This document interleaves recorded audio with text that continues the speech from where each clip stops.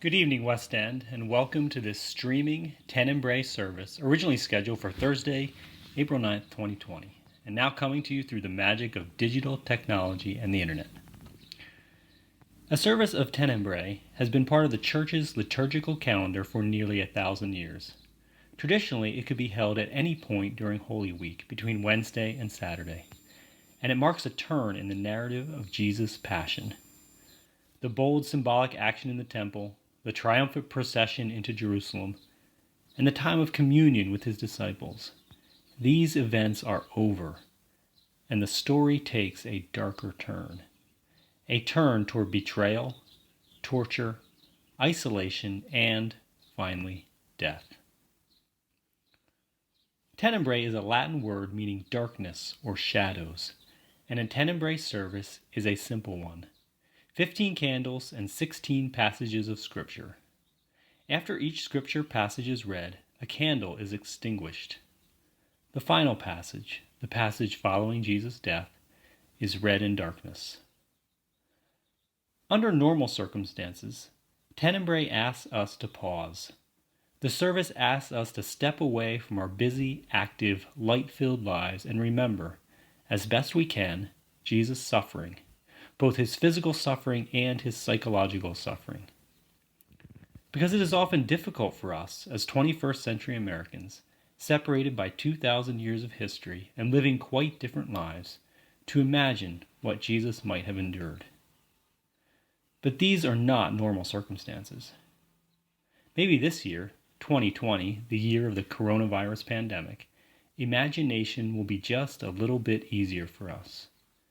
We know, in a small measure, what it feels like to be cut off from the physical presence of our family, our friends, our church body, and our routines of work and play.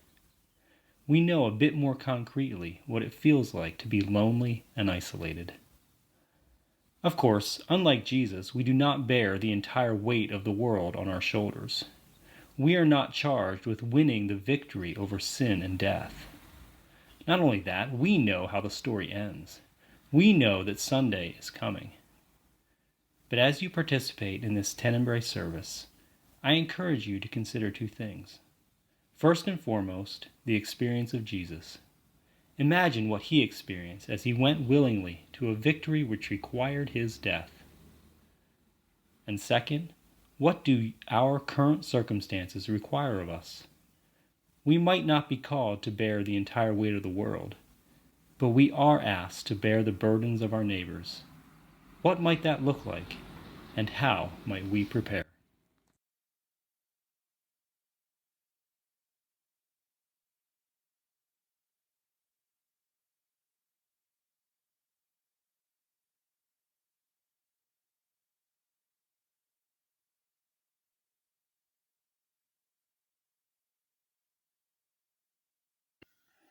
Jesus went forth with his disciples across the Kidron Valley, where there was a garden which he and his disciples entered.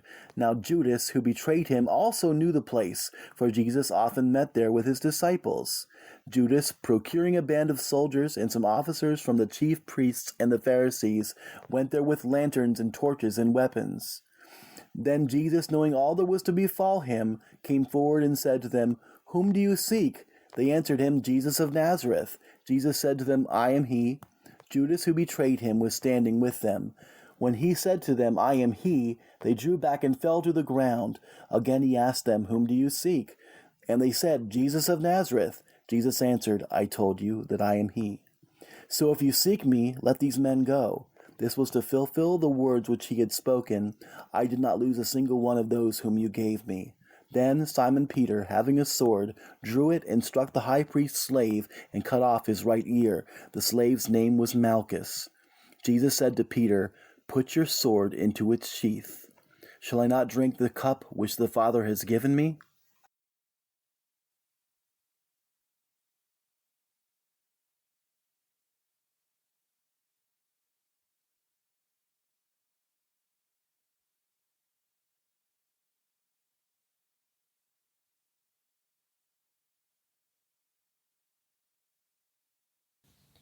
So the band of soldiers and their captain and the officers of Judean authorities seized Jesus and bound him.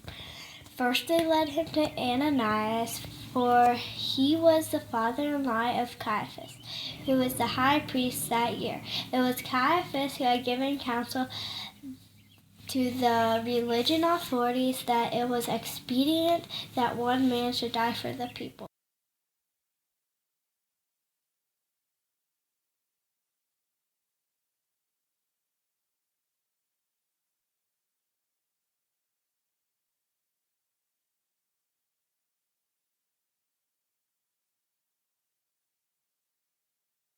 Simon Peter followed Jesus, and so did another disciple.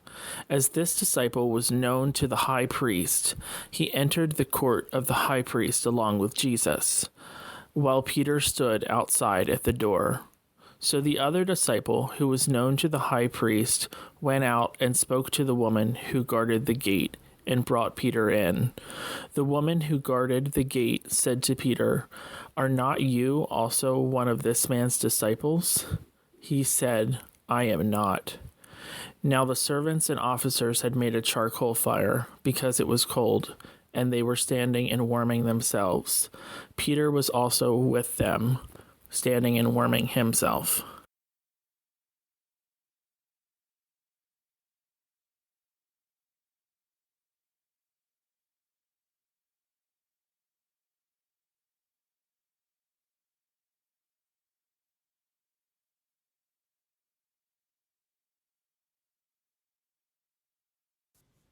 The high priest then questioned Jesus about his disciples and his teaching. Jesus answered him, "I have spoken openly to the world. I have always taught in synagogues and in the temple, where all Jewish people come together. I have said nothing secretly. Why do you ask me? Ask those who have heard me what I said to them. They know what I said." When he had said this, one of the officers standing by struck Jesus with his hand, saying, "Is that how you answer the high priest?" Jesus answered him, "If I have spoken wrongly, bear witness to the wrong. But if I have spoken rightly, why do you strike me?" Annas then sent him bound to Caiaphas, the high priest.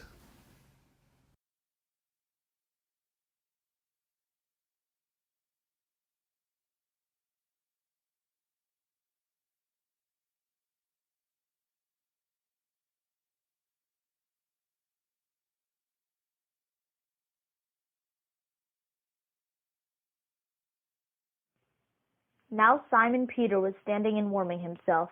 They said to him, "Are not you also one of his disciples?" He denied it and said, "I am not." One of the servants of the high priest, a kinsman of the man whose ear Peter had cut off, asked, "Did I not see you in the garden with him?" Peter again denied it. At once the cock crowed.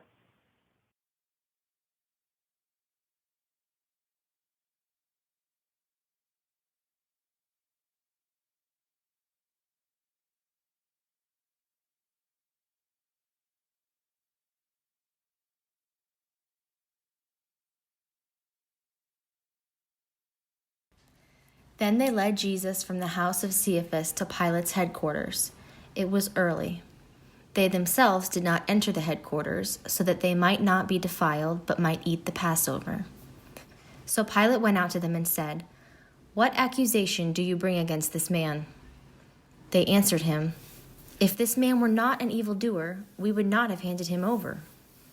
Pilate said to them, "Take him yourselves and judge him by your own law." The religious authorities said to him, "It is not lawful for us to put any man to death." This was to fulfill the word which Jesus had spoken, to show by what death he was to die.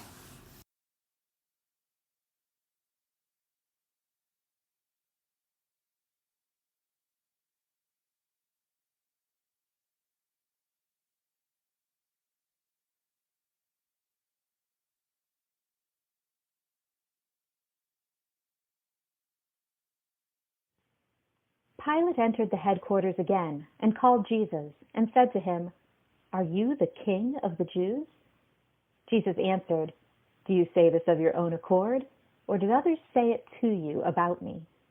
Pilate answered, "Am I a Jew? Your own nation and the chief priests have handed you over to me. What have you done?" Jesus answered, My kingship is not of this world. If my kingship were of this world, my servants would fight, that I might not be handed over to the religious authorities, but my kingship is not from the world. Pilate said to him, So you are a king? Jesus answered, You say that I'm a king.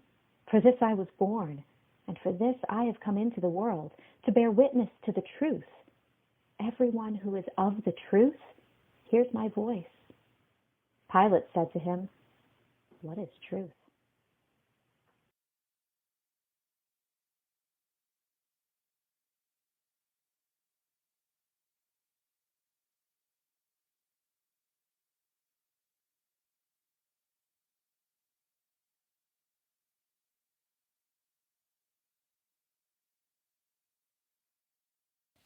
After Pilate had said this, he went to the religious authorities again and told them, I find no crime in him, but you have a custom that I should release one man for you at the Passover. Will you have me release for you the King of the Jews? They cried out again, Not this man, but Barabbas. Now Barabbas was a robber.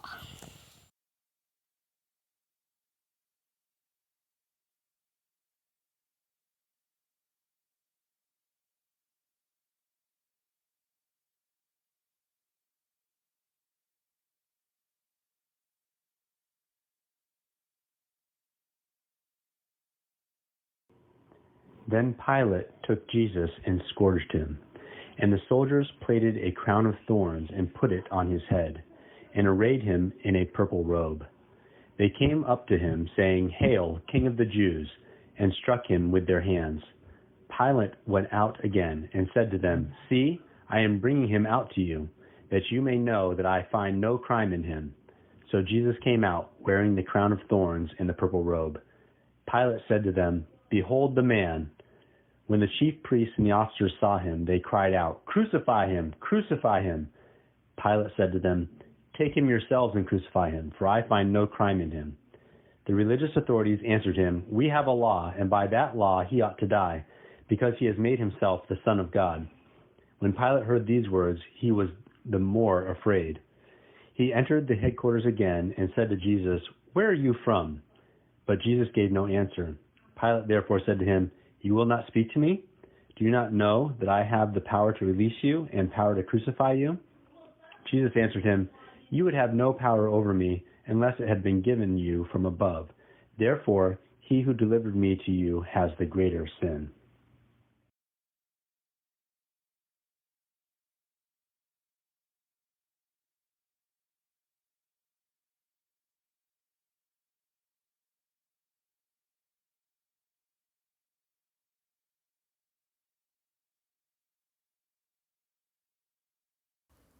Upon this, Pilate sought to release him. But the religious authorities cried out, If you release this man, you are not Caesar's friend.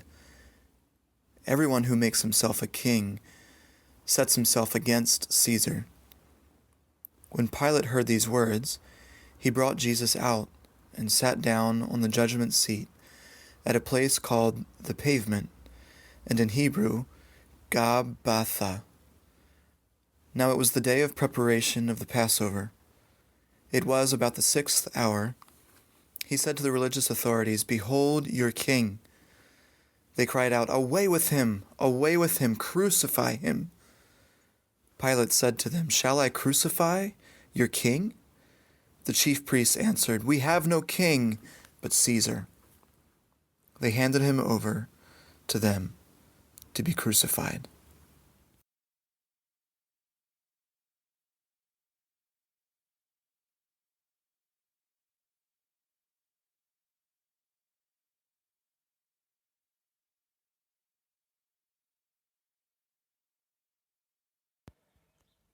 So they took Jesus, and he went out, bearing his own cross, to the place called the place of a skull, which is called in Hebrew Golgotha. There they crucified him, and with him 2 others, one on either side, and Jesus between them. Pilate also wrote a title and put it on the cross. It read, Jesus of Nazareth, the King of the Jews. Many of the Judeans read this title, for the place where Jesus was crucified was near the city, and it was written in Hebrew, in Latin, and in Greek. The Jewish chief priest then said to Pilate, "Do not write, 'The King of the Jews,' but 'This man said, I am the King of the Jews.'" Pilate answered, "What I have written, I have written."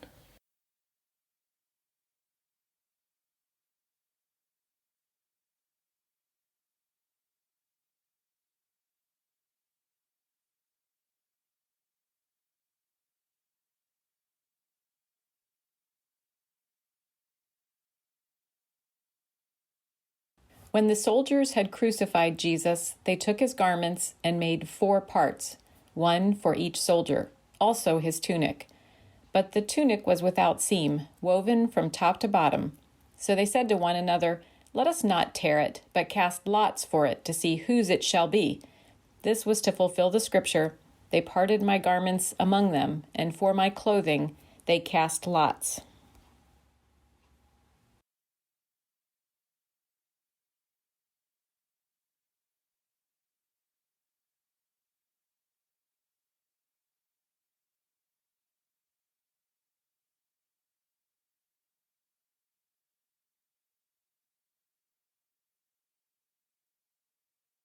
So the soldiers did this, but standing by the cross of Jesus were his mother and his mother's sister Mary, the wife of Clopas, and Mary Magdalene. When Jesus saw his mother and the disciple whom he loved standing near, he said to his mother, "Woman, behold your son." Then he said to the disciple, "Behold your mother." And from that hour the disciple took her to his own home.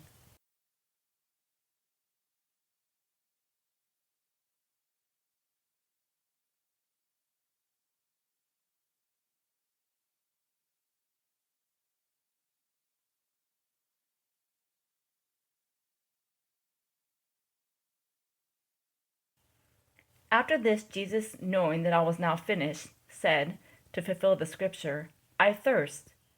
A bowl full of vinegar stood there, so they put a sponge full of the vinegar on hyssop and held it to his mouth. When Jesus had received the vinegar, he said, "It is finished," and he bowed his head and gave up his spirit.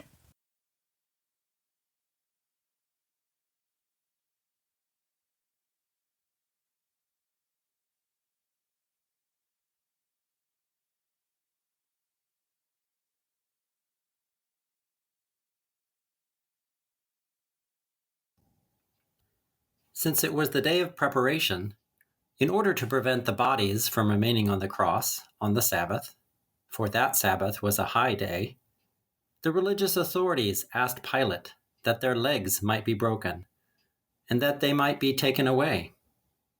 So the soldiers came and broke the legs of the first and of the other who had been crucified with him.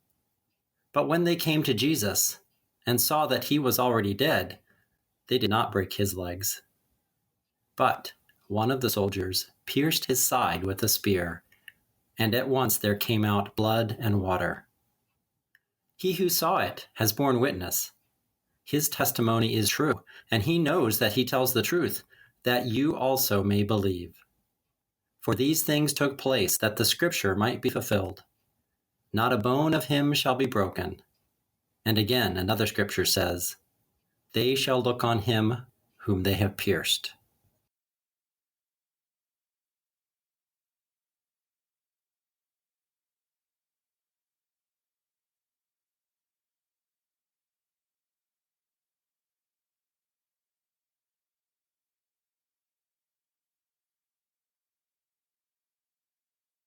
After this, Joseph of Arimathea, who was a disciple of Jesus, but secretly, for fear of the religious authorities, asked Pilate that he might take away the body of Jesus. And Pilate gave him leave. So he came and took away his body. Nicodemus also, who had first come to him by night, came bringing a mixture of myrrh and aloes, about 100 pounds weight. They took the body of Jesus and bound it in linen cloths with the spices, as is the burial custom of the Jews. Now in the place where he was crucified there was a garden, and in the garden a new tomb where no one had ever been laid. So because of the Jewish day of preparation, as the tomb was close at hand, they laid Jesus there.